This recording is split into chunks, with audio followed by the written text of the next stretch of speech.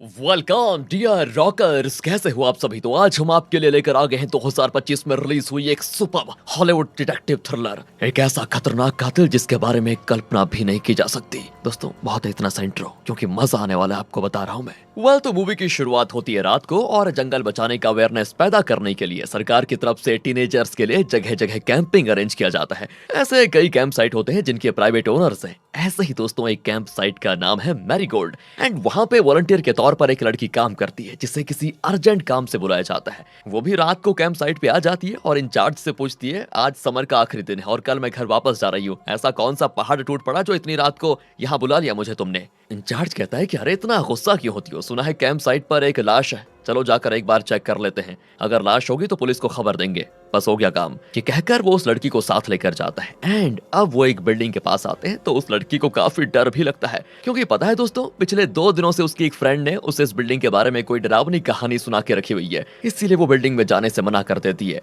पर अभी तक वो इंचार्ज जो ढंग से बात कर रहा था वो एकदम विलन वाला एक्सप्रेशन देते हुए कड़क आवाज में कहता है, देखो अगर तुम बिल्डिंग के अंदर नहीं आई तो तुम्हारी खैर नहीं, तुम्हारे पास कोई दूसरा ऑप्शन भी नहीं है, समझी, चुपचाप अंदर चलो अंदर। कहकर वो उसे जबरदस्ती अंदर लेकर जाता है। लड़की तो डर जाती है। वाह, अंदर जाकर पता चलता है कि उसके फ्रेंड्स ने उसके लिए सरप्राइज पार्टी अरेंज की है क्योंकि कल वो अपने घर जा रही है ना, इसीलिए। ओह, लड़की तो डर ही गई थी, बताओ। खैर दोस्तों पार्टी खत्म करने के बाद वो लड़की अपनी फ्रेंड से कहती है, तो तुम लोगों ने मिलकर मेरे लिए सरप्राइज पार्टी अरेंज की थी और इसीलिए तुमने मुझे इस बिल्डिंग के बारे में डरावनी कहानी सुनाई थी, राइट, ताकि मैं यहाँ पर ना हूँ। वाह यार, मतलब असल में वो बोनफेस नाम का कोई कातिल है ही नहीं और ना ही वो कैंप साइट में आने वाले बच्चों का कत्ल करता है, राइट। फ्रेंड कहती है, हाँ, तुम्हें यहाँ आने से रोकने के लिए मैंने बोनफेस की कहानी जरूर सुनाई थी, लेकिन बोनफेस नाम का कातिल 100% सच है और वो कैंप साइट में आने वाले टीनेजर्स को चुन चुन के कत्ल भी करता है, ये भी सच है। उसके हर कत्ल के बारे में अगर मैं बताने लग गई तो तुम्हारी रातों की नींद उड़ जाएगी, समझे। कल तुम्हें घर भी जाना है, चलो सो जाओ चुपचाप। इस तरह दोस्तों सब के सब यहीं पर सो जाते हैं एंड आधी रात को नजर आता है एक डरावना रूप, हाथ में कुल्हाड़ी और मुंह पे बोन मास्क पहने हुए वो अंदर एंटर करता है। उसने कोट और बूट्स पहने होते हैं। वो वहां पर सो रहे हर एक बच्चे को बड़ी बेरहमी से कुल्हाड़ी से मार मार कर उनकी जान ले लेता है। जिस लड़की के लिए यहाँ पर पार्टी दी गई थी ना, वो किसी तरह बचकर बाहर भाग जाती है, पर बोनफेस उसे भी नहीं छोड़ता। उसका पीछा करके आखिरकार उसका काम तमाम करने वाला होता है और वो अपनी जान की भीख मांगती है, लेकिन कातिल को कहां उस पर तरस आने वाला था, वो उस लड़की का भी कत्ल कर देता है। दोस्तों अब यहाँ से कुछ देर के बाद इस छोटे से टाउन का शेरिफ जिसका नाम केविन है और दूसरी पुलिस ऑफिसर जिसका नाम अगाथा है, दोनों क्राइम स्पॉट पर पहुंचते हैं। इन्हें बुलाया था इस कैंप साइट की ओनर ने। ओह, यहाँ लाशों का ढेर देखकर दोनों चौंक जाते हैं क्योंकि कुछ दिन पहले किसी दूसरे कैंपिंग साइट पर ठीक इसी तरह के कत्ल हुए थे। केविन कहता है कि कुछ दिन तो बोनफेस शांत रहा और अब फिर से उसने अपना खतरनाक खेल शुरू कर दिया है। ये कत्ल कुछ देर पहले हुए हैं, मतलब बोनफेस जरूर जंगल में आसपास ही कहीं पर होगा। तुम जाकर जंगल में तलाशी करो, मैं यहाँ पर एविडेंस कलेक्ट करता हूँ और स्टेट पुलिस को भी इन्फॉर्म कर दूंगा। कि कहकर वो वॉकी टॉकी पर स्टेट पुलिस को इन्फॉर्मेशन दे रहा होता है एंड इसी बीच अगाथा जो जंगल के अंदर गई थी वो केविन को आवाज देती है। केविन भी वहाँ पर जाकर देखता है कि एक पेड़ पर खून से लथपथ हथेलियों के निशान है। ये देखने के बाद केविन कहता है कि मतलब बोनफेस कत्ल करके जरूर इसी रास्ते से बच निकला, हम इसी रास्ते को फॉलो करके उसे पकड़ लेंगे। ये सोचकर वो दोनों आगे बढ़ते हैं एंड वहां पर एक छोटा होटल होता है जो कि 24 घंटे खुला रहता है। अब उसको देखने के बाद केविन को शक होता है कि जरूर बोनफेस इसी होटल में छुपा होगा। होटल के बाहर कस्टमर्स की गाड़ियों पर एक नजर डालते हुए केविन और अगाथा होटल के अंदर जाते हैं और दोस्तों यहाँ होटल के स्टाफ और कस्टमर्स को मिलाकर टोटल 10 लोग हैं और क्योंकि केविन यहाँ का शेरिफ है तो वो इस होटल के ओनर जिसका नाम ओवेन है और यहाँ की वेट्रेस वेनेसा को बहुत ही अच्छे से जानता भी है। तो उन दोनों से पूछता है कि सुनो, पिछले 1 घंटे में यहाँ कोई नया कस्टमर आया क्या। अब क्या है कि पिछले 2 घंटों से दोनों काम में बहुत ही बिजी थे तो उन्होंने इस बात पर ध्यान नहीं दिया था। केविन अब वेनेसा से पूछता है कि तुम यहाँ कब आई। वेनेसा बताती है, मैं शाम 4 बजे बस से आई थी। तभी वहाँ की एक कस्टमर जिसका नाम रिचा है वो कहती है कि मैं यहाँ पर 12 बजे आई थी और तब वेनेसा यहाँ पर अकेली काम कर रही थी। केविन ये सब कुछ क्यों पूछ रहा है, इसके बारे में वहाँ किसी को कोई आइडिया ही नहीं होता और तब केविन उन्हें कत्लों के बारे में बताता है और कहता है कि अगर कातिल कत्ल करके यहाँ आया होगा तो वो जरूर काफी टेंशन में रहा होगा। फिर केविन दूसरे कस्टमर से मिलता है जिनमें पार्क नाम का एक आदमी और उसकी बेटी होती है जिसका नाम है बेटी। केविन उनसे पूछता है कि आप दोनों यहाँ पर कितने बजे आए थे ये बताइए। वो बताते हैं कि हम इस टाउन को बिलोंग नहीं करते, हम तो एक ट्रिप से लौट रहे थे कि रास्ते में हमारी कार का टायर पंचर हो गया, आसपास कोई मैकेनिक शॉप भी नहीं थी और ना ही कोई होटल, तो हम पैदल चलकर इस होटल में खाना खाने आ गए। लगभग 12:15 या 12:30 को हम यहाँ पर पहुंचे होंगे। एंड दोस्तों और तब एक लड़की जिसका नाम कैटरीना है वो बताती है असल में ये लोग ठीक 12:30 पर यहाँ पर आए थे। केविन उससे पूछता है कि तो तुम यहाँ पर कब आई? वो कहती है मैं आई तो थी 9 बजे को। वो इतना कहती है कि तभी वैनेसा बताती है वो 9 बजे आई थी लेकिन फूड ऑर्डर किया था इसने 12 बजे। दोस्तों इनके अलावा यहाँ पर एक और कस्टमर है जिसने चश्मा पहन के रखा हुआ है। इसका नाम है स्टीव जो इस टाउन के थिएटर में काम करता है। केविन अब कैटरीना से पूछता है कि तुम 3 घंटे यहाँ बैठकर क्या कर रही थी ये बताओ। तो वो बताती है मैं एक फ्रीलांस फोटोग्राफर हूँ। 9 बजे यहाँ आने के बाद मैं कुछ देर के लिए जंगल के अंदर गई और कुछ फोटोज खींचे। अब केविन उसका कैमरा लेकर अगाथा को देता है और कहता है कि इसके फोटोज को चेक करो। फिर केविन अगले कस्टमर के पास जाता है जो कि एक कंस्ट्रक्शन वर्कर है और इस टाउन में बन रहे ब्रिज पर काम कर रहा है। इसका नाम है रॉब। वो बताते हैं कि ब्रिज का काम करने के बाद मैं यहाँ खाना खाने आया। एंड दोस्तों वो ये सारी चीजें जरा अकड़ कर भी कहता है। और अब आखिर में बचे होते हैं 2 कस्टमर्स जिनमें से एक जरा बुजुर्ग है जिसका नाम है जॉन और यंग आदमी का नाम है एलेक्स। केविन उनसे पूछताछ करता है कि तुम दोनों यहाँ पर कितने बजे आए?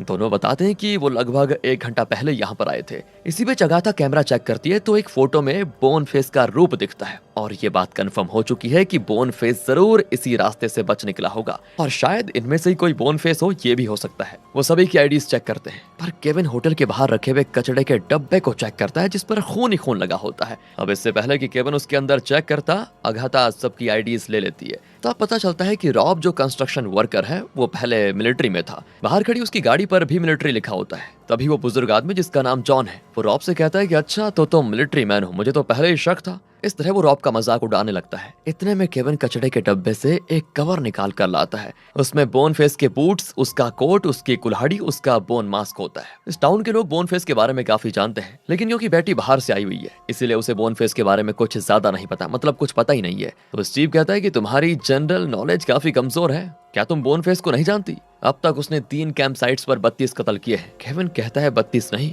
अब वो संख्या बढ़कर 41 हो गई है। पहले कैंप में 13 बच्चे, कुछ दिनों के बाद दूसरे कैंप में 19 बच्चे और आखिर में मैरीगोल्ड कैंप साइट पर 9 बच्चे। टोटल 41 बच्चों का कत्ल हुआ है। अब मैरीगोल्ड का नाम सुनते ही बेटी का चेहरा बदल जाता है और वो बताती है वो खुद भी एक बार मैरीगोल्ड में वॉलंटियर का काम करने गई थी। जॉन उसको भी चिढ़ाता है कि भगवान का शुक्र करो कि तुम आज उस कैंप साइट पर नहीं गई वरना तुम्हारा भी जनाजा निकालना पड़ता। असल में इस होटल के ओनर की बेटी भी उस कैंप में थी। तो वो बेटी से पूछता है क्या तुम मेरी बेटी अना को जानती हो? बेटी कहती नहीं। अब दोस्तों क्योंकि बोन फेस के सारे आइटम्स इस होटल के पास रखे कचड़े के डब्बे में पाए गए तो केविन को पूरा यकीन है कि बोन फेस कत्ल करने के बाद यहाँ पर आया और अपने सारे आइटम्स यहाँ फेंक कर वो दूसरे कपड़ों में होटल के अंदर आ गया। पर बाकी लोग इस बात से सहमत नहीं है क्योंकि उन्हें लगता है कि ऐसा भी तो हो सकता है कि बोन फेस अपने सारे आइटम्स कचड़े में फेंक कर दूसरे कपड़ों में अपने रास्ते निकल गया हो, कहीं और चला गया हो और होटल के अंदर आया ही ना हो। पर केविन कहते हैं नहीं, इसकी गुंजाइश ही नहीं है क्योंकि थोड़ी देर ही पहले कत्ल हुए हैं और स्टेट पुलिस ने हर जगहों को चारों ओर से घेर लिया है।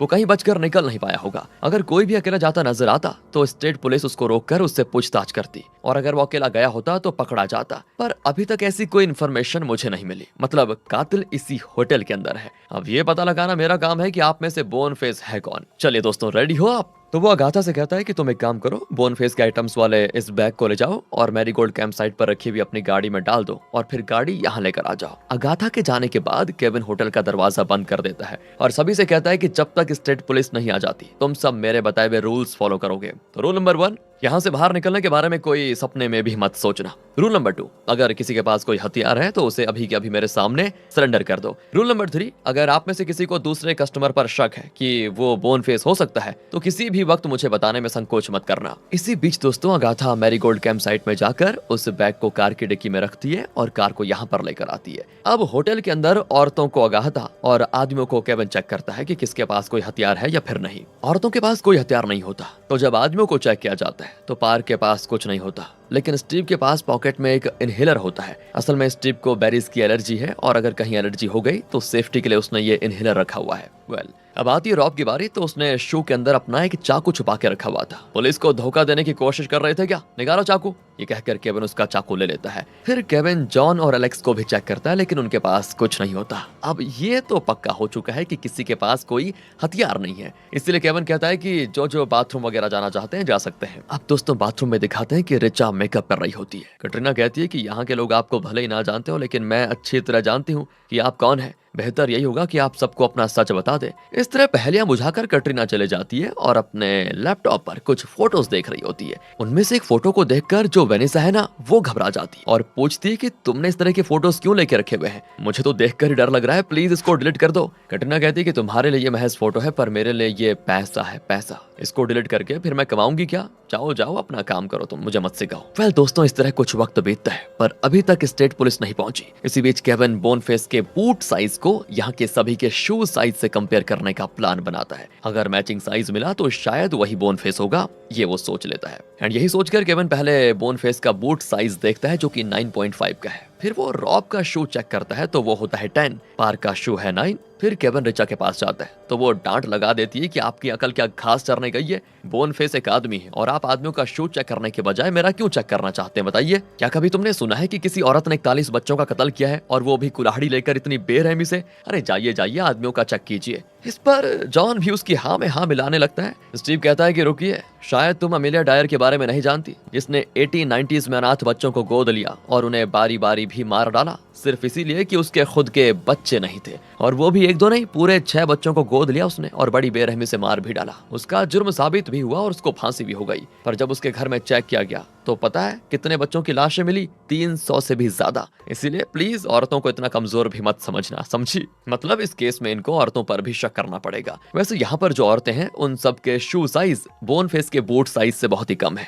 पर इसका यह भी मतलब नहीं निकाला जा सकता कि उनमें से कोई कातिल नहीं है। बूट साइज बड़ा रहा तो क्या हुआ, ये भी तो पॉसिबल है कि किसी औरत ने 4-5 सॉक्स एक साथ पहनकर बड़े बूट्स पहन लिए हो सकता है ना। इस तरह के कई एंगल से सोचना पड़ता है अगाथा और केविन को। वो सबके शू साइज को चेक करके आखिर में जॉन और एलेक्स के पास आते हैं, पर हमेशा की तरह वो इनके साथ कोऑपरेट ही नहीं करते। केविन चढ़कर उसे पकड़कर टेबल पर लॉक कर देता है और वार्न करता है कि ये मेरी लास्ट वार्निंग है, समझे? आइंदा ज्यादा बकबक की और मुझे अपनी ड्यूटी करने से रोका तो मार मार कर तुम्हारा वो हाल करूंगा कि सोच भी नहीं सकते। इस तरह जॉन और एलेक्स को धमकाकर उनके शू साइज भी चेक किए जाते हैं, पर सबको चेक करने के बाद केविन किसी नतीजे पे पहुंच ही नहीं पाता, क्योंकि लगता है इनमें से कोई भी बोनफेस के बूट साइज पहन सकता है, मतलब पहन सकता है यार कोई भी बड़े जूते। इसी बीच स्टीव एक बुक में ये लिखकर केविन को सीक्रेटली दिखाता है कि मैं जानता हूँ कातिल कौन है। केविन कहता है कि अरे अरे मेरे लाल, इतनी देर से मैं उसी का पता लगाने की कोशिश कर रहा हूँ, बताना अब तक क्या तमाशा देख रहे थे तुम? खैर अब तुम ही बता दो कि कातिल है कौन। पर एक काम करो, यहाँ पर नहीं, बाहर चलो मेरे साथ, वहाँ पर बताना। ये कहकर वो स्टीव को बाहर लेकर जाता है। इस पर होटल के बाकी लोग भड़क जाते हैं कि हम सभी को होटल में बंद करके सिर्फ उसको बाहर ले जाने का क्या मतलब? और तब उनके सवाल का जवाब देने के तौर पर केविन स्टीव को अंदर लेकर आ जाता है। पर स्टीव के मुंह से ये झाग क्यों निकल रहा है और लगता है उसकी हालत बहुत ही खराब है, शायद उसको एलर्जी हो गई होगी। ये सोचकर वो उसके पॉकेट में इनहेलर को ढूंढते हैं, लेकिन इनहेलर होता ही नहीं। लाख कोशिशों के बावजूद भी वो स्टीव को बचा नहीं पाते और बेचारा मर जाता है। वैसे दोस्तों, आपने गौर किया स्टीव बहुत देर से सोडा पी रहा था, तो कहीं सोडे में कुछ मिला तो नहीं था? यही सोचकर केविन उसको एक प्लेट में डालकर टेस्ट करता है तो पता चलता है कि सोडा में स्ट्रॉबेरी जैम मिक्स किया हुआ है, और क्योंकि स्टीव को बेरीज से एलर्जी है इसलिए उसकी हालत खराब हुई और वो ऐसी मौत मरा। जरूर किसी ने प्लान करके उसके सोडा में स्ट्रॉबेरी मिक्स किया था और कहीं इनहेलर को यूज करके उसकी जान ना बच जाए, ये सोचकर उसका इनहेलर भी चुरा लिया। और अब सभी का शक वेनिसा पर जाता है क्योंकि वही सभी को फूड और ड्रिंक सर्व कर रही थी। पर केविन कहता है कि इतनी जल्दी हम कोई फैसला नहीं कर सकते। वैसे स्ट्रॉबेरी जैम तो सभी के टेबल पर रखा हुआ है, मतलब तुम में से कोई भी उसके ड्रिंक में ये मिक्स कर सकता था। फिर वो स्टीव की बॉडी को बाथरूम में शिफ्ट कर देते हैं। केविन को बड़ा गुस्सा आता है कि मेरे रहते यहाँ पर बताओ यार एक और कत्ल हो गया। जब तक स्टेट पुलिस नहीं आ जाती तब तक मुझे हर एक पर नजर रखनी होगी ताकि यहाँ पर कोई और कत्ल ना हो जाए बस, और सुबह होने तक मैं कातिल का पता जरूर लगाऊंगा। फिर वो बढ़िया तरीके से हर एक से पूछताछ करना शुरू करता है। पहले तो वो रॉब से पूछताछ करता है कि तुम तो मिलिट्री में थे ना, और युद्ध में तुमने कई कत्ल भी किए होंगे और अपनी इस वीरता के लिए तुम्हें प्रमोशंस भी मिले होंगे, फिर तुम आर्मी छोड़कर कंस्ट्रक्शन वर्कर क्यों बन गए बताओ? अब इस पर रॉब जरा घबराता हुआ दिखाई देता है और बताता है कि मुझसे युद्ध में लड़ा नहीं गया, इसी वजह से मुझे जल्द ही आर्मी से निकाल दिया गया और मुझे ये काम करना पड़ गया। तब बेटी कहती है अब मुझे याद आया कि तुम कौन हो। शुरू में मुझे लगा कि मैंने तुम्हें कहीं पर देखा है, तुम मैरीगोल्ड कैंप साइट में काम करते थे ना, राइट? मैं वहीं पे वॉलंटियर थी तब, और उस कैंप साइट में बोनफेस ने आखिर में 9 बच्चों का कत्ल भी किया था। बेटी आगे कहती है कि वहाँ किसी लड़की ने रॉब पर कंप्लेंट भी किया था कि उसने उस लड़की को अब्यूज करने की कोशिश की थी और इसी वजह से रॉब को वहां से निकाल दिया गया था। लेकिन दोस्तों, रॉब साफ इंकार करते हुए कहता है कि शायद तुम जानती ही नहीं कि उस लड़की ने खुद मुझे गलत इरादे से बुलाया था, और जब मैंने मना कर दिया तो वो घबरा गई कि कहीं मैं उस पर कोई कंप्लेंट ना कर दूं, इसलिए उसने उल्टा मुझ पर इल्जाम लगा दिया और ये सारा ड्रामा किया। फिर उस ड्रामे को सभी ने सच मान लिया। उस लड़की का नाम मैंडी हिल था, है ना? इस तरह वो खुद को डिफेंड करता है। अब दोस्तों, उस कैंप साइट में इतना कुछ हुआ था, लेकिन कैंप साइट के ओनर ने पुलिस में कंप्लेंट तक नहीं करवाई थी। उसे डर था कि कहीं उसके कैंप साइट का नाम खराब ना हो जाए और सरकार उसे कैंप साइट के लिए जो फंड्स देती थी वो बंद ना हो जाए। इसीलिए उसने रॉब के साथ सीक्रेट डीलिंग कर ली थी कि जो हो गया सो हो गया, तुम अपना मुंह मत खोलना और हम भी इस बारे में किसी को नहीं बताएंगे। ना तुम्हारी बदनामी होगी ना ही हमारी। इस तरह कैंप साइट के ओनर ने इस केस को दबा दिया था। अब यहाँ सभी का शक रॉब पर जाता है, क्योंकि कैंप साइट पर हुए बच्चों की वजह से रॉब की नौकरी गई। ये काफी स्ट्रॉन्ग मोटिव है और हो सकता है कि इसी गुस्से की वजह से रॉब ने कैंप साइट के बच्चों का कत्ल कर दिया हो। रॉब कहता है कि तुम्हें शक करना है तो कर लो, लेकिन हम सब यहीं बैठे हुए थे, कहीं बाहर तक नहीं गए। ऐसे में सिर्फ मैं बाहर निकलकर 9 बच्चों का कत्ल करके वापस यहाँ पर आकर आराम से कैसे बैठ सकता हूँ? तब केविन कहता है कि कोशिश की जाए तो ये पॉसिबल है। मैं और अगाथा पैदल ही यहाँ पर आए थे और हमें ज्यादा से ज्यादा 5 मिनट लगे। मतलब यहाँ से कैंप साइट जाकर लौटने के लिए 10 मिनट काफी है। वहाँ कत्ल करने के लिए लगभग 10 से 15 मिनट। उस